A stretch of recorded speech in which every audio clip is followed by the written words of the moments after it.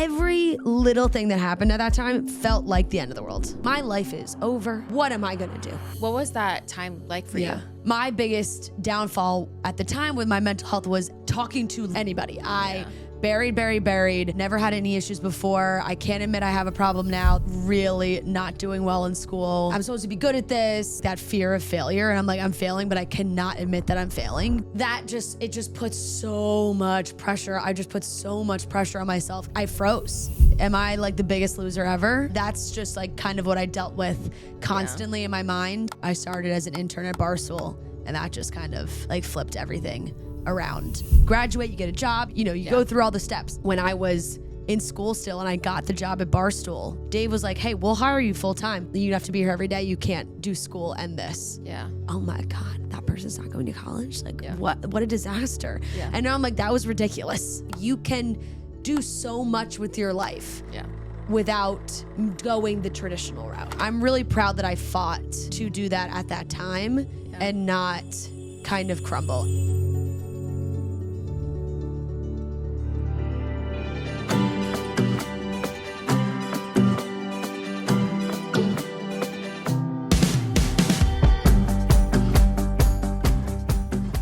Welcome to the squeeze. Thank you for having me. This is so fun to get to do it in reverse. I know, and I rarely sit in this chair. I was gonna ask, is this like an often occurrence for you? Do you like it? Do you dislike it? Thoughts? I love it. Yeah. And we just don't do it that much. Yeah. But I love doing it. It's so fun. I know. I've recently have been doing a few other people's podcasts, and it honestly is so fun because it's mindless in a sense. Totally. Like, obviously, like I know a lot of what like we're going to talk about. Like, it's not like I'm having to work, but I am having to like remember that I'm interviewing someone. Yes. But when I'm on a podcast, I'm like, do. Yeah, like, exactly. It's so fun. Exactly. I don't have to think. Or my new like weird thing is I've been doing some like either like live TV stuff or more short form things. And I'm so used to just like 45 to an hour of talking. For when it's 5 minutes, I'm like, wait, what happened? It's done? It goes by so fast. When someone tells you like, oh, you actually only have 15, 20 minutes. I'm like, how could I possibly get all my thoughts into that amount of time? Yeah. How long are your guys' shows normally? Oh it could range from, depending on the day, could range from an hour to like 3 hours sometimes. Oh my gosh. When we have a Friday show or something where maybe we have trivia, a guest, a segment, and then there's a lot going on. Yeah. Just in pop culture news, and all of a sudden our producer's like, haha, we're at 2.5 hours. We're like, oh, whoops. So it really varies. Oh my gosh. Depending on the episode. That's fun though. Yeah, it's always different. So yeah, I love that. I love your guys' Instagram, like the Chicks in the Office Instagram, honestly, is my news source. Yeah. Like legitimately, I will, if something is happening, I will go onto your guys' page and look. It's ours too, because shout out Maddie who runs our social. She's amazing. And everyone are still so used to when we first started the account and it was coming from myself and Ria. Yeah. And Noah, our producer, who was very, very involved with posting at that time too. And we're like, guys, like we're not doing all of this now, but it is tough, and she is on her game when something comes out. And I'm like, I click on it myself all the time to be like, even just looking for topics for the podcast. I'm like, what have we posted in the last couple of days to so be funny. up there? And no, she does a great job. And I love when people say that, because it's like we're keeping everybody informed. Yeah, if there's like either a carpet or something going on, like I want to see people's outfits, I'm looking on there. If I need a new show, I'm looking at your little reports on there. Yes. It's very helpful. Yes. Okay, so we start each episode off with this jar, a little game called Citrus Got Real. If you want to pull a little piece of paper out of there and read it to our lemon drops. You got the perfect nails for digging in there. Yes. Okay. What's your go-to coffee or tea order? So, fun fact, I'm just kind of easing my way into coffee. It's recently, for the best. Because I was never a coffee drinker. Yeah. Growing up, because I was one of those people that said, I hate the taste of coffee. It tastes terrible. And at the time, I really did think it tasted terrible. Now, I like it, but I keep trying to tell myself that I don't like it. Okay. So that I don't start drinking it all the time because I'm like, I made it this far. Yeah. Where I'm like, do I need to? If I need something like some sort of caffeine boost, just be like espresso shot, just get me going. But now like everything's so yummy. I mean, some ice shaken latte. I'm like, this is delicious. I just had a carrot cake matcha from Blank Street. Yeah. Yep. All this. How do they? I know. They do that too, where I'm walking by. There's so many blank streets in New York now too. And every time I walk by one, I'm like, they got some tiramisu shaken coffee. I'm like, well, that sounds delicious. I know. And it is. And it really is. Right now, I think they have some like banana bread one that I was like. That one you actually really need to try. Because I was curious. Yeah. We have a place out here. Do you guys have a La La Land? No. In New York? No. I don't think so. It's like yellow and all like cute. Oh, then definitely not. You've probably seen the branding. It's like out here, but they have banana cream like cloud foam. And when I first read it, I was like, why would you want banana cream in a matcha? But it's like my Saturday treat because there's one right by my farmer's market. So I always get one. And so I was like, I'm going to try this matcha. And it is literally life changing. Like, it's so good. Sounds so good. Normally, I'm just an iced black tea with lemon. Yeah, with lemon. That's my go-to. Yeah, really. I can when all else fails. I can supply you some. Yeah. Well, fun. I'm excited to like chat and really get to know you and all the fun stuff. I know. Did you just celebrate a year of marriage? I did. I did. 1 year, September. It's crazy. Went by so fast. I'm sure you feel the same way. I know you guys just celebrated as well. It's like, I know we just celebrated 3. Yeah. And I'm like, it's so. Where does the time go? Yeah, no, really. How has the first year of marriage been treating you? Has it been hard like everyone says it's going to be, or? I don't really, I don't think so because we didn't do, I think it's hard when you get married and right away you're making big life changes. Yeah. You move, you got to like, you're maybe you're having a baby, like whatever it is, like those, that obviously are more challenges. We have been in our routine. Yeah. We're in our same apartment we've been living in for 4 years. Yeah. Our jobs are the same. Like we've kind of just had this routine and now it's just as husband and wife, which has been great. And now we have a dog in the mix as well. So I guess that was the big thing. But no, it really has been, it's been so nice. And I don't find it to be some big drastic change besides I'm like, that's my husband. Yeah. Looking back at your wedding, was there something that you were like obsessed with, like your favorite detail you would recommend another bride? Ooh, that's a good question. Remind me where you guys got married? Martha's Vineyard. Okay. I will say, everything that I had planned kind of went to shit because it was a actual hurricane monsoon for like the entire weekend that I got married. Not named or anything, but it was like I'm on an island. The wind was atrocious. Ferries were being canceled. I'm like, is anyone going to be able to get here? It was, and then everything we had planned was outside. Of course, we had a tent, but then we had to.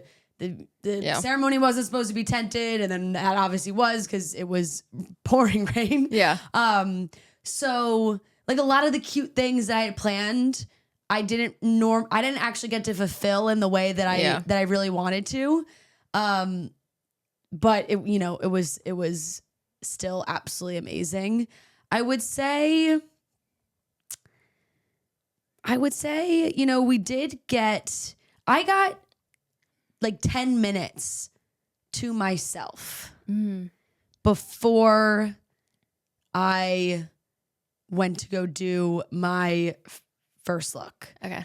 Because first we weren't going to do it. Then we also had to change locations, whole crazy elements of the day. Yeah. But setting that up, like on the way, it was just me and I was kind of sitting in a van by myself. Yeah. And they're like, we're going to go make sure everything's ready, but you stay here.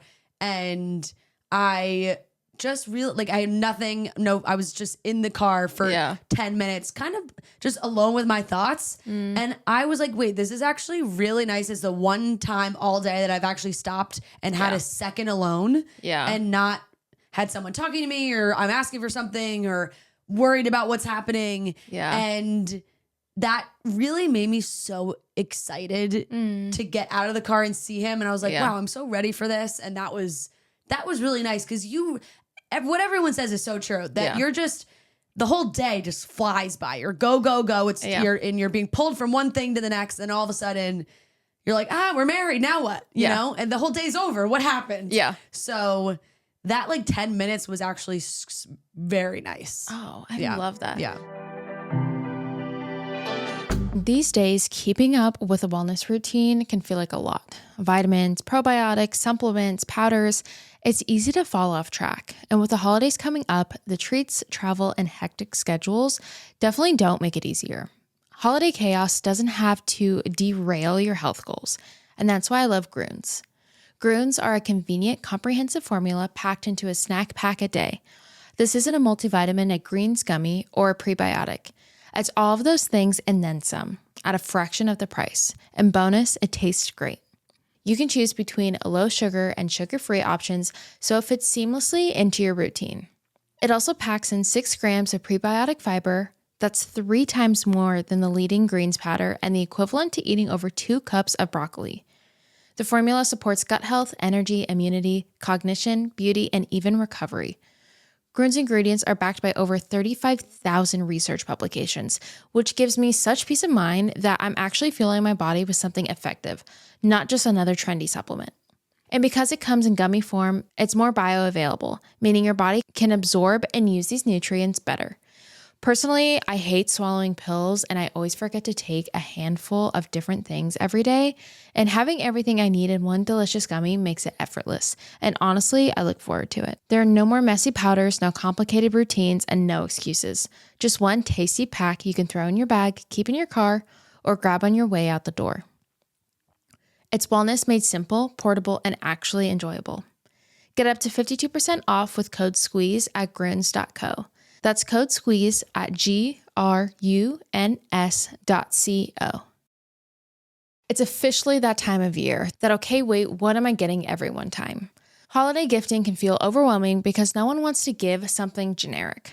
That's why I've been doing most of my shopping on The RealReal, the most trusted name in authenticated luxury resale. And honestly, my secret weapon for finding gifts that actually feel special. In a world where we buy so many things just for the sake of it, The RealReal feels thoughtful. These are the gifts that make people light up, the exact piece they mentioned loving months ago, the bag they've been quietly eyeing, or something they'd adore but never would splurge on for themselves. The RealReal is where you find gifts that really land, and yes, sometimes that includes treating yourself as well.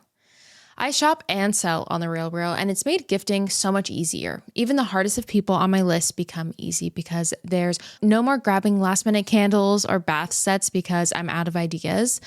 Thousands of new pre-loved luxury items dropping every single day. You can browse from brands like Gucci, Fendi, Prada, Louis Vuitton, Tiffany & Co., Cartier, all from your couch. And every piece is authenticated in person by experts, so you always know what you're giving is the real thing. The RealReal is the world's largest, most trusted destination for authenticated luxury resale. With thousands of new luxury arrivals daily, nobody does resale like they do, and nobody makes holiday gifting feel more personal. And now get $25 off your first purchase when you go to therealreal.com/squeeze. That's therealreal.com/squeeze to get your $25 off. Start shopping now at therealreal.com/squeeze. Ollie really understands that our dogs aren't just pets, they're family. My girls are such a huge part of my life, and like any dog parent, I want them healthy, happy, and excited about their meals. Both my dogs have such distinct personalities, as you guys have learned from watching this podcast, and honestly, they read me better than most. They're with me through every high and every low, so making sure they're eating real high-quality food feels like the least I can do for them. And because they're so smart, nothing gets past them. I tried to sneak in a quiet food swap once, thinking they wouldn't catch on, and they gave me the look of, be serious, you really didn't think we would notice? So I switched to Ollie. They make fresh protein-forward meals with real human-grade ingredients, all slow-cooked for optimal nutrition. It actually looks like real food, which I love, and the girls definitely approve. Their recipes are human-grade, crafted with vet nutritionists and culinary experts, so that even the pickiest of eaters get into it, which is something I need because Lily is the pickiest eater, and now she is obsessed with mealtime. And everything is personalized. Ollie builds your dog's meal plan based on age, breed, activity level, all of the specific needs. The meals come pre-portioned in clean, easy packaging, and you get both a scoop and a pup tainer so your fridge stays fresh. Since making the switch, both my girls have had better digestion, more consistent energy, and shinier coats. Your dog's well-being starts with their food, and that's why Ollie delivers fresh, human-grade food that your dog will love. Head to ollie.com/squeeze, tell them all about your dog, and use code SQUEEZE to get 60% off your welcome kit when you subscribe today. Plus, they offer a happiness guarantee on the first box, so if you're not completely satisfied, you'll get your money back. That's OLLIE.com/squeeze and enter code SQUEEZE to get 60% off your first box. Okay, obviously mental health podcast, Yes. and I want to dive into your background with mental health a little bit. You've opened up about struggling with your mental health during college. Mm-hmm. What was that time like for Yeah. you? Was that the first time you actually kind of battled with your mental health too? Yeah, definitely. And it hit me like a semi truck. I am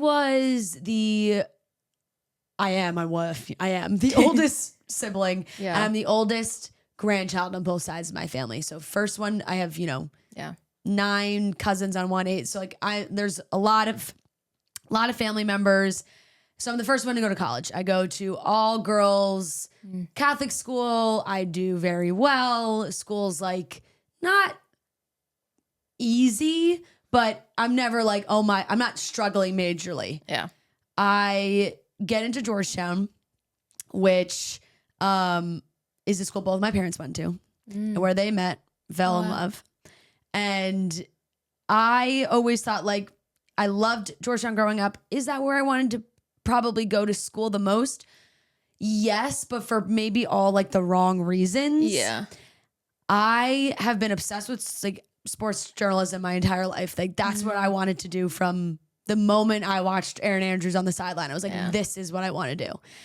And I applied to probably a million schools with communications program, journalism program, sports media. Yeah. And then of course also Georgetown because I had to. Now there's no communications program. Yeah. My mom is a badass and worked on Wall Street for 25 years and was like, well, you'll go to business school. Yeah. And I'm like, okay. Yeah. I don't really want to go to business school, but all right. So I'm at Georgetown, I'm in business school. And as soon as I got there after my first semester, I was like, this is a disaster. Like, but at that time I was really young. I started college even before turning 18. Oh, wow. I turned 18 my end of September, my freshman year. Yeah. And I just was not, I think, mentally ready for everything that was going to come with and leaving home and all these things. And my biggest downfall at the time with my mental health was talking to anybody. I buried.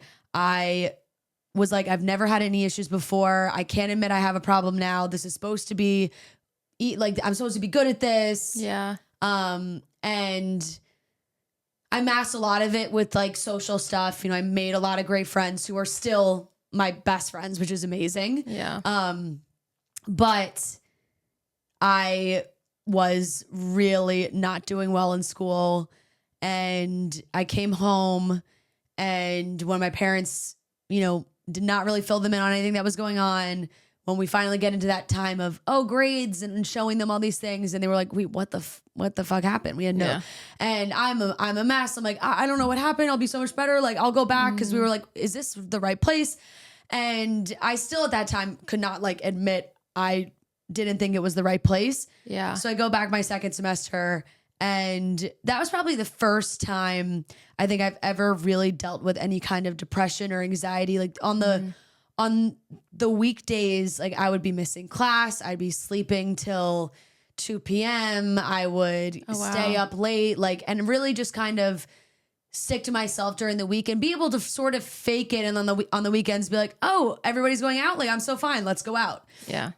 And it was just like a really, really bad cycle. And I was so in my head about admitting that I couldn't do something. Yeah. It was just like that fear of failure. And I'm like, I'm failing, but I cannot admit that I'm failing because everyone has always been, oh, Francesca's got it all together. She's going to she's got everything figured out. And I was like, I do not have everything figured out. Yeah.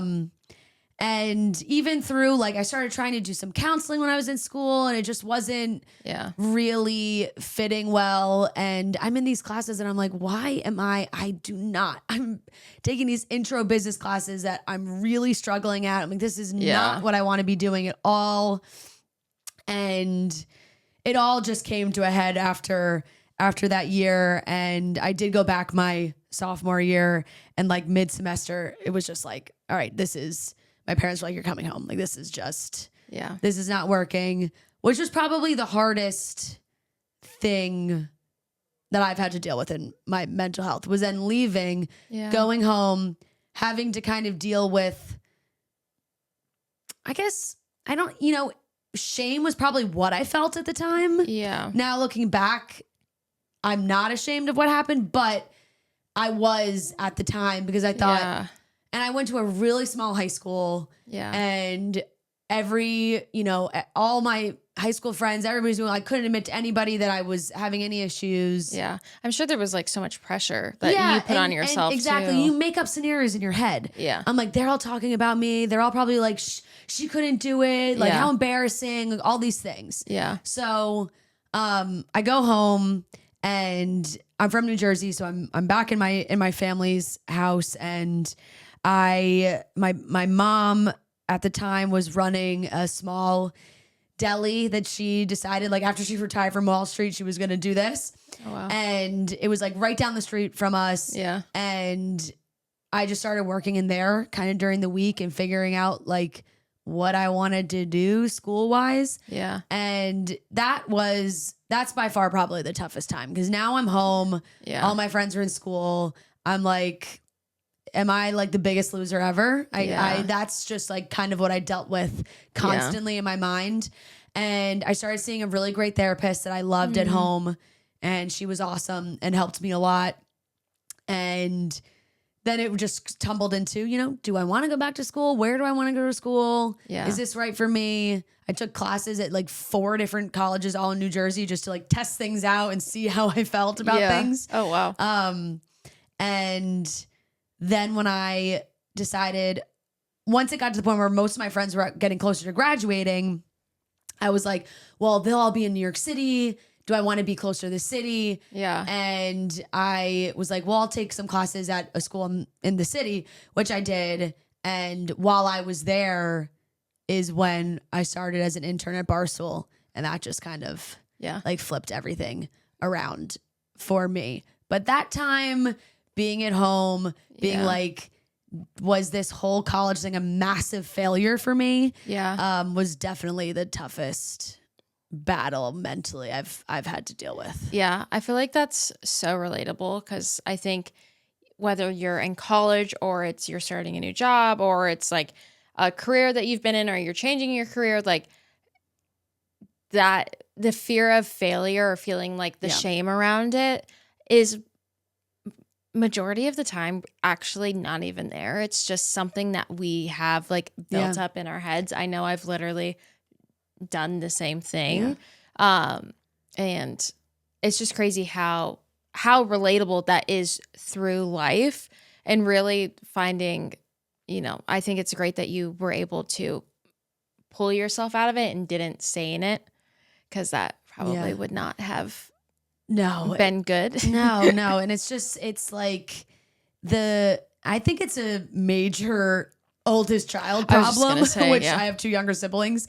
I think it's a major oldest child problem where you put this perfection label on yourself, even when you think it's coming from everybody else. I'm like, everybody expects me to be perfect. Yeah. And now I'm looking back, I'm like, did they, or did I just think I needed to be perfect because I was the oldest and everybody was like, oh, look at Francesca, she's doing this, that. I'm like, okay, well, it just puts so much pressure. I just put so much pressure on myself that I froze. Like I really, truly that year, my freshman year, like I think I was just fully mentally frozen and could not break out of it until I was physically forced out of the environment I was in to kind of shake me out of it. Yeah. Who prompted you to go to therapy? Was that something you sought out on your own, or did your parents? It was definitely a group thing. Okay. I also think it was, So were you open with your parents that you were like mentally like? No, I did not until like it was time they were like, school is not working for you. I'm like, well, yeah, I think there's a lot of things that are not working for me right now. Yeah. And what was the biggest thing with that was, and my memory's a little hazy now. I'm one of those people that trauma block. Like I put that into a part of my brain and I'm like, oh my God, I forget all like what my day-to-day was like at that time because I blocked it all out. Yeah. But Georgetown at the time was really great where they saw that there was a struggle. They said, you can, let's leave, take the semester off. Yeah. One One of the contingencies with that was seeing somebody, talking to a therapist. Wow. Yeah, it was kind of That's cool. Yeah. And like working on that. And if I was going to be home, to have that be a big factor. Yeah. And they definitely, they really encouraged that too. Cause it was like, hey, if you feel like you could do this, and then if you could do that and also take classes somewhere else and sort of prove that you can make it through a college semester, maybe it's something you can revisit. And just as time went on, I was like, it's just not something I want to go back to. Yeah. But yeah, it was definitely a parental thing. I would say too, was like, you definitely need to go talk to somebody to help you figure this out, because I was struggling so hard to even communicate with them on how I was feeling. And they had troubles too. I think it's the first time my parents also were going with me and they were going on their own. It was like, we were all kind of trying to navigate this relationship, because they were like, we don't really even know how to help you in this scenario. So kind of everybody took their own paths of helping. Yeah. Looking back on that time period now, what do you think you learned most about yourself? I think I did learn that I put a lot of the pressure on myself. Yeah. I think I have learned that there's nothing wrong with bombing at something. Yeah. And growing from that and being okay with closing a chapter. Yeah. And like not holding on to something for too long. Because I kept being like, I can't let go of this picture perfect idea of what my college life was supposed to look like. Yeah. And I held on to it for way too long. And I just started to get more comfortable with expressing my feelings in general. Yeah. Because I just didn't do that a lot. I would catch myself, words coming out of my mouth and in my head being like, I don't think this at all. Like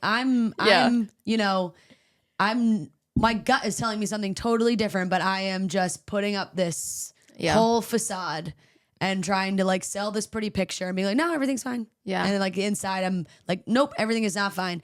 And I've certainly learned that it is okay to be like, guys, I am not okay, which I definitely didn't do until I was probably in my mid to late 20s. Do you still struggle with putting pressure on yourself now with things? Yeah, I think so, but definitely not as much. I think that now it's like it's such a different pressure. Yeah. Because now you're in your career and it's a whole different type of pressure of, oh, well, am I doing enough work? Am I getting this? Am I putting myself out there enough? All those kinds of things. It's such a different kind of, it's not as much in the family life of being an older sister or a great daughter and all these things. It's like shifted to, my own family and what I want. So, yeah. Where did the idea of interning at Barstool come from? What made you want to do that? I had followed them for a while, and I'm a huge Philadelphia sports fan. And they had one guy who was working in there. They had just moved to New York from Boston. David just opened the New York office. It was a whole big move. And Smitty was their Philly blogger. Okay. And he posted on Twitter that he was looking for an intern that could be in New York. And I had seen it, and my parents had seen. I'm actually pretty sure my mom sent me the tweet and was like, "You should try and do this." And I was like, "Okay." First I was way more hesitant. I definitely wasn't like, okay. I was like, I don't know. Yeah. And I thought about it.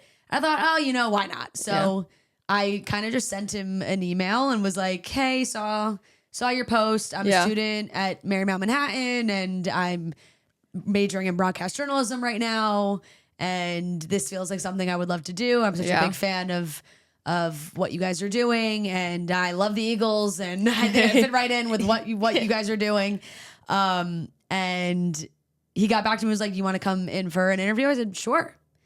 And this is how crazy the time was, because so many people ask me, "Oh my God, how'd you get your foot in the door there?" And I'm like, "I'm so sorry. I can't even give you good advice right now," because it was such a objective joke of how it went down for me, that it just wouldn't happen that way these days. It's just such a different process, and the company's grown so much, and it's so different. But I literally walked into the office, got off the elevator, it opened up right into the office, and I'm meeting him, and he's like joking that I was one of the only people that sent him like a real email and a real resume.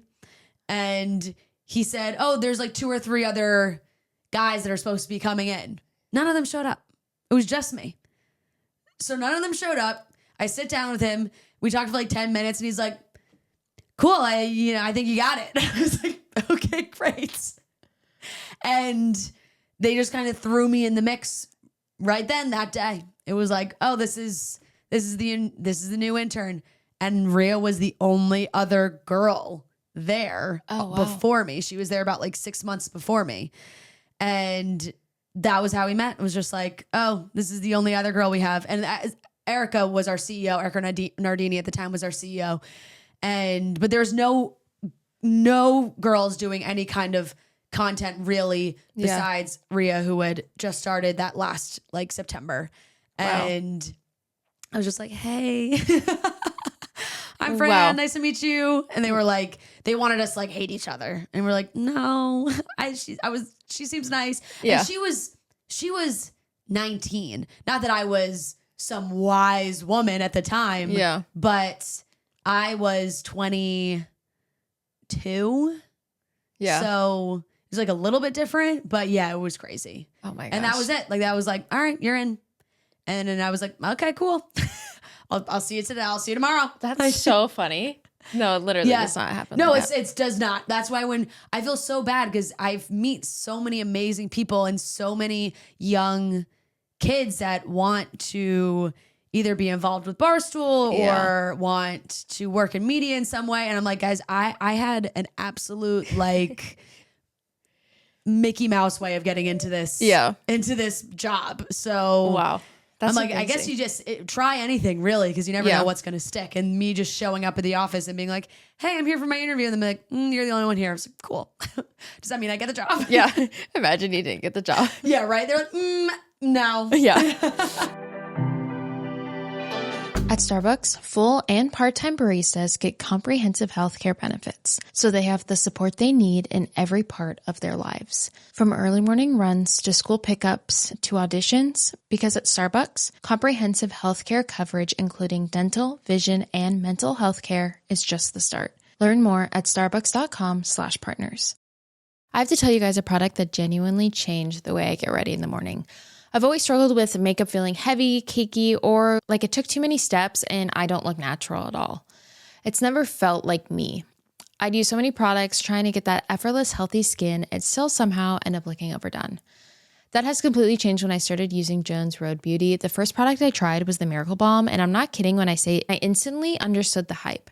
It's one of those products that when you open and immediately think, oh, this is exactly what my routine has been missing. It enhances your skin instead of masking it. It gives that glowy, fresh, your skin, but better look that takes seconds. And it replaces so many other products. You can use it as highlighter, bronzer, blush, even a lip tint. It truly is the ultimate no-fuss multitasker.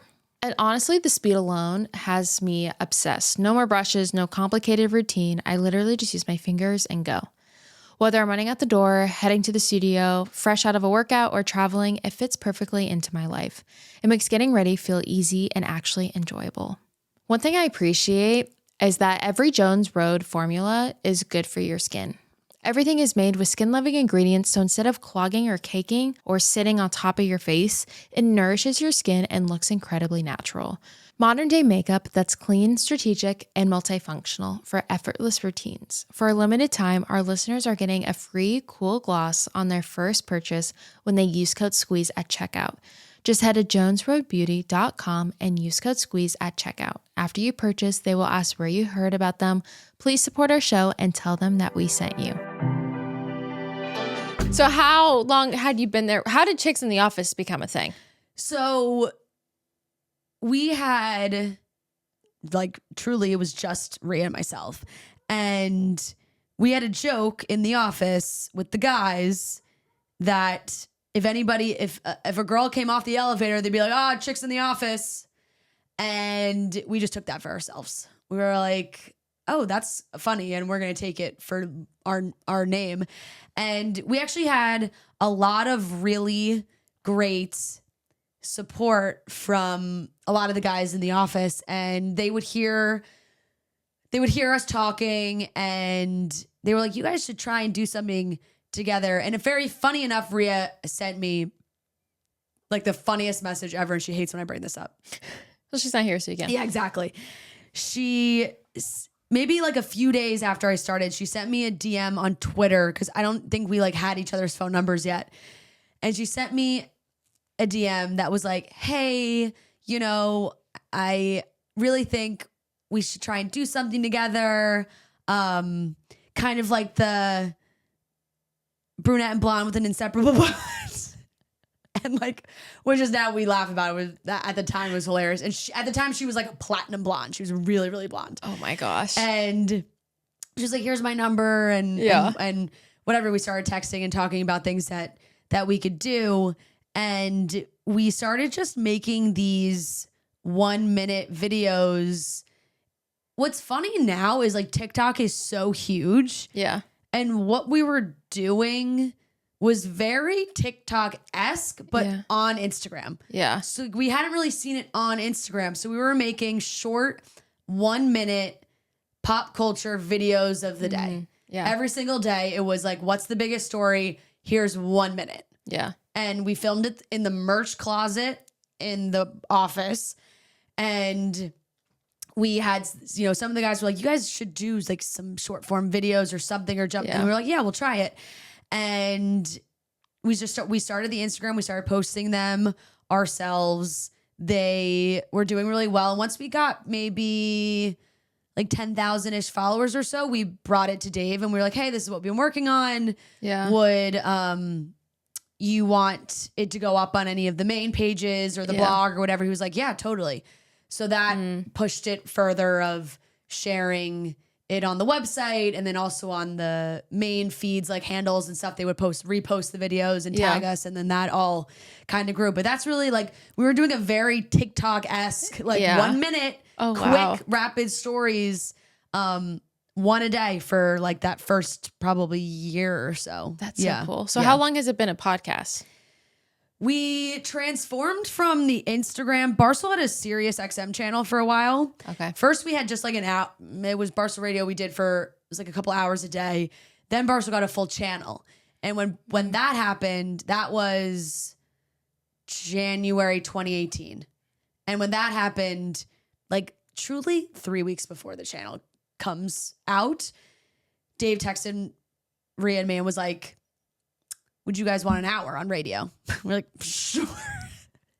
Sure. Never done live radio, but yeah, no, Chicks in the Office hour. Yeah. So we started the year doing an hour radio every day. Wow. From the office, and we felt like that was doing well, and a lot of the other shows were turning their radio clips and stuff into podcasts, and we thought, okay, maybe that's a good idea for us to try and do. So we were doing basically like a mashup of like best of stuff from the week into a podcast episode, and people love that. It really took off in a way that we didn't think it was.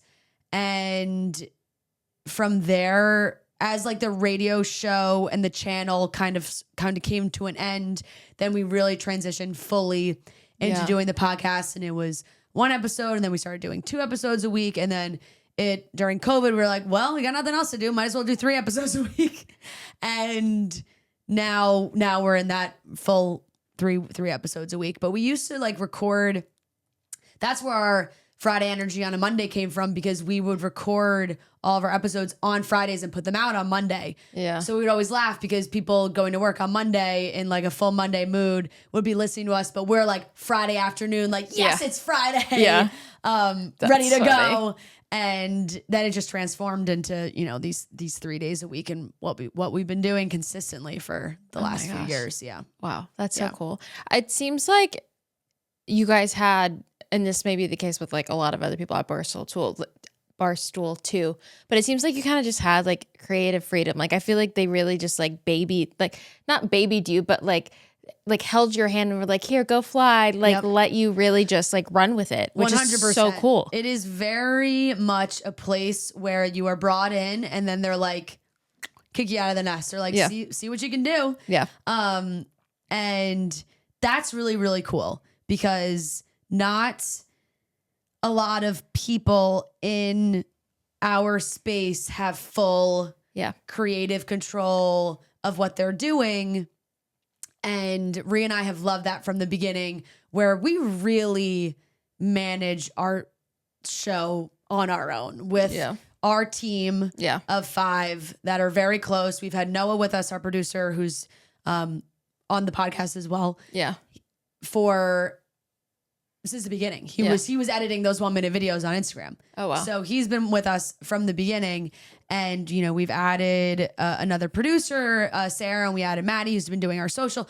And so it's grown a lot in that way, but still under the big umbrella. But we've been able to really do a lot of what we want to do creatively, which is cool, because even people that I've talked to that maybe work in a little bit more of a traditional media world are like, wow, you guys get to just like say whatever you want, and nobody's being like, you can't say that. And we're like, yeah, kind of. Yeah.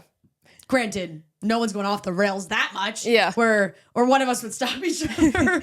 But like never have we had to worry about like Dave calling us and being like, I didn't like what you guys said, or you shouldn't be talking about that. Yeah. It's like, really, it's, hey, if you guys are doing well, Dave's always joked, is like, if you're not hearing from me, you're doing well. Yeah. If I'm not talking about you, if you're not hearing from me, you're doing a good job. So we've always been like, hey, we're flying through this, which is good. And it's fun, because it's like when we wanted to add an episode, we were just like, hey, we want to add an episode. They're like, okay, cool. Yeah. And we record on our own schedule. We do what we want to do. And it's very nice. Oh my gosh. Yeah. I love that. Yeah. I'm also like obsessed with Dave. I'm like secretly really obsessed with him. That's so funny. He's like a dream guest for me. I just think he's like, he's a fascinating guy. I think he's so fascinating. Yeah. I could listen to him talk. Yeah. Like I'm obsessed with him, and like him with the dogs. Like, it has just him being like a Swiftie. It's just, it's all just sent me. The dogs are amazing. Yeah. Like when I met Miss Peaches, I freaked out. Yeah. Like truly freaked out. I was like, this is the best thing ever. As I mentioned Miss Peaches, I hear know. Like the dogs paw at the door. I know. Miss Peaches. Yeah. They're like, who is that? Yeah. No, it's amazing. And it is so funny, because he even jokes that like he's not a human person as much as he is like a dog person, an animal person. Yeah. So it's like you see him interact with these dogs and I'm like, it's so funny because he talks, has his dog voice. Yeah. And it's a totally different version of him. It's so good. I feel like we see all the time two females running something and then there's something happen. I mean, it even doesn't need to be females. Two hosts in general.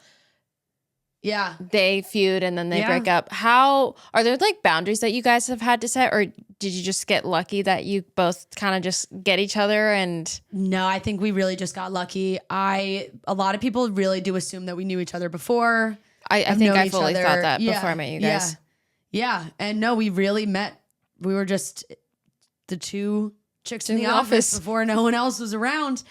And yeah, it is true. And I think sounds kind of silly, but doing like even just podcasting with one other person, like it can be challenging. Yeah. And it is something that Ria and I have grown into doing together, and we flow so well together. Yeah. And we do have such a sisterly relationship now. Yeah. That there's no like sneaking around. Yeah.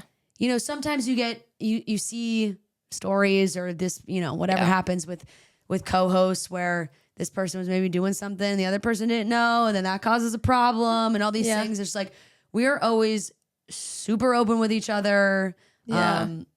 That I feel like has been the biggest formula for us, is just like, hey, we just talk it out, what's happening. And of course, like, we're with each other all day, every day. We talk all the time, and we really are like sisters. So I think we just know we can really read each other's minds. Like, we know how each other's brains work. We know like one step ahead of how someone's going to react to something. Yeah. And we're just very like conscious of each other's feelings. And I think that has helped us stay as such a strong pair and keep our friendship so strong. Yeah. Yeah. No, I definitely feel that from you both. Like, you really are team players in the sense of like, obviously you want to grow your own careers as well, but like your love and like focus is the show and you guys together. Yeah. I think it's because, we built it together, and it's something that we started together, and it's really like our baby in a way that we'll both love it so much. And of course we want to do and grow and do so many things. But at the end of the day, like, we always try and put Chicks in the Office first, I think, and like what is best for that and how we want to develop and be better. And I feel like that has always been an easy conversation for us of like what's going to make the show better, or just keep us on the same page and do that very like with each other's feelings in mind. Yeah. Well, even what you were saying earlier, how you were like, Ria has, this brand deal, and you were like, go do that. Like, just, it's very evident how you guys like support each other. Yeah. And it honestly, I think is a big part of why Chicks in the Office is so successful, is because you guys authentically like really do enjoy each other and get along and have the same, goals or interests, whatever it may be. I think that's really like evident in shows. Yeah, because you want to like, the more we individually succeed too, the better it is for the show. There's more opportunities for the show. If one of us is doing something amazing, like Ria won Surviving Barstool, which was a massive reality show that Barstool does. And it was so cool for her, and it was such a fun it was fun to watch. It was a crazy experience in general for a lot of people within Barstool for a lot of reasons. But it was something where it's like, well, now it's fun because we can talk about her experience on our show and how that went for her, and individually just like getting to lift each other up and be excited for each other when we're getting to do these really cool things, and we get these like awesome opportunities now. And that really is a lot of the source of what I think sometimes it's like, and people want to like step on toes and be better. It's just like, it just doesn't need to be that way. Yeah. So I agree completely. Yeah. What does self-care look like for you now? What like mental health tools do you need? Because you are a busy girl. Yeah. I mean, I am one for a good rot day. That brings me back to life. Yeah. Really like order delivery breakfast, lunch, dinners. Yeah. And sit in my apartment and binge some show and just like have that time. Even I feel bad because sometimes with my husband, I come home and I'm like, I have not shut up all day. And I know you want to like catch up. Give me an hour just to sit in silence. Yeah. And like not shut up all day. Scroll on my phone. I'm like, my face hurts because I have not stopped talking for hours. Like I have nothing else to say. So That's please funny. just give me this time. And that's like truly, I just sometimes, and I know people, it's a battle where it's like, oh yes, also putting my phone and going for a walk and all those things is great. But sometimes I'm like, I just need to scroll for an hour and just say nothing. And I'm like, okay, I'm back. Yeah. But no, those days are great. And I will say, honestly, bringing this little pup into our family has been amazing too. Because it's like, you know, everyone says, oh, getting up in the morning, walking outside, feeling the sun in your face before your day starts. All these things that are supposed to be so good for you to like start your day. Yeah. And I'm not a morning person. But now I'm like, I have to get up and I got to walk the dog. And I'm in New York City. So it's not just like opening the back door and letting the dog out. I got to take her out and do all these things. And it's actually been very fantastic for me, I think, mentally.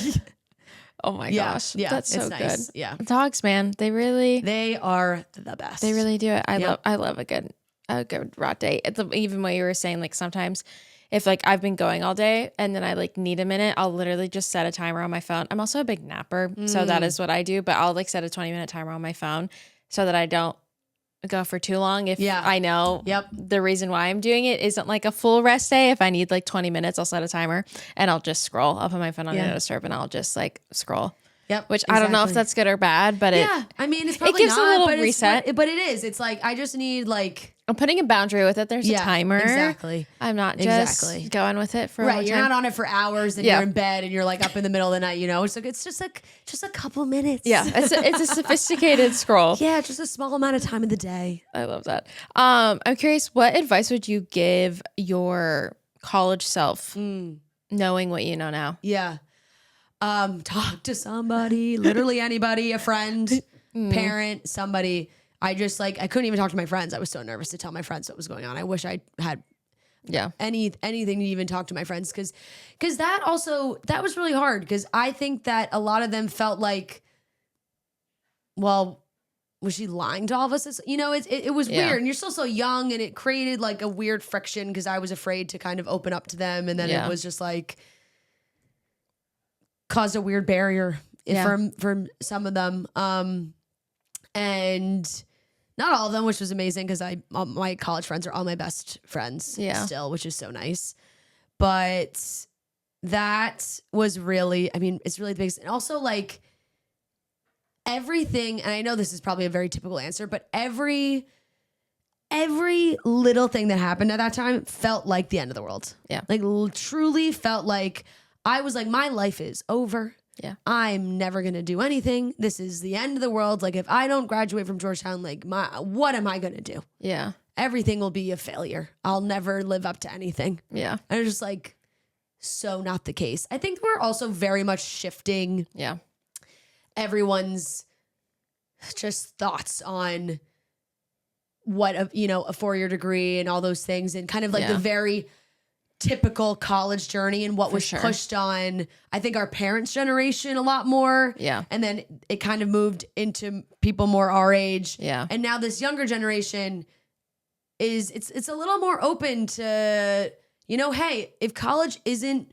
the right path for you, that's okay. You're like, there are so many things you can do. Yeah. And it's not like, oh my God, like I just remember thinking, and it was just maybe even just where I grew up and the people I was surrounded by and the like where it was like, oh my God, that person's not going to college. Like what a disaster. Yeah. And now I'm like, that was ridiculous. Yeah. That was ridiculous. And now people are like, it's so expensive. There's so many things. It's just like all these different elements now where it's like you can do so much with your life without going the traditional route. Yeah. Which I think also I would have told myself too. It was like, hey, it's okay. There's a few bumps and if you don't finish. Yeah. And I think like everyone has a different relationship with their parents and different types of parents. And I love my mom to death, but she was very like, go, you know, you got to go to, you graduate, you get a job, you do, you know, you go through all the steps. So even having that conversation where when I was in school still and I got the job at Barstool, the internship, after a few months, Dave was like, hey, we'll hire you full time, but you have to be here you have to be here every day. You can't do school and this. Yeah. And I was like, I will leave right now. Yeah. I'm out Say less. You know? And I'm like, oh God, I'm like, great. Now I gotta tell my parents I'm like, I'm out of this again. I'm like, hey, so, but I was like, guys, I am in school for broadcast journalism. This is my dream job right now. Yeah. And I only had a little bit of time left to finish. Yeah. And I was like, but I don't know if I leave, like this may not be here for me in 6 months. Yeah. So do I want to risk that? And I really didn't. And my parents were like, go for it. You know, at this point where they were like, we've been through so much. If this is really how you feel, let's just do it. Yeah. Which is great because that was the case for Ria and I. And Ria was younger than me. So she was in an earlier part of her college journey, but we were both like, out of here. Yeah. No more school for us. Peace out. Yeah. And my mom was always like, well, maybe you'll go back and finish. And I'm like, maybe I will. I don't know. I have like two, because I have my associates in nursing, which you can have a bachelor's or associates and it's still the same license. I'm 2 classes away from having my bachelor's and I've been like, do I just do it? I'm like, yeah. But I really do think that it's like, if it's something you really want, there will be a time where you'll be like, you know what, I'm going to do it. Yeah. But when you're kind of like, ugh, like, is it going to really drag me down to do this? Well, yeah. It's not going to change that much. Yeah, exactly. Besides having the diploma that no one knows what it is anyway. Yeah, exactly. Last question I have for you is, what are you most proud of yourself for? Ooh, I think, I mean, it has to be going through this process of building this show and growing Chicks in the Office. I think that pulling, you know, getting out of my comfort zone and doing something that I was really nervous to do and was afraid of what people were going to think, like, especially leaving school again and doing all these things. I'm like, is this the right decision? I'm really proud that I fought to do that at that time and not kind of crumble. And I'm really proud of the relationships I've kept, and my friends and my family are really so special and important to me. And I don't think I would be sane if I didn't have like my siblings and my parents and the group of amazing friends that I have who have been with me through so much and have always supported me. And I'm very proud of like maintaining all of those relationships and working through all of that. And And my husband Joe has been huge for me and all that as well. So that's been really nice. I love that. Well, thanks for coming and Thank chatting. you so much. It was so fun. I love getting to see you, and me too. It's so fun. I know, it's my favorite. I love when we get to all get together and hang out. I know. You guys are the absolute best. Oh, I feel the same.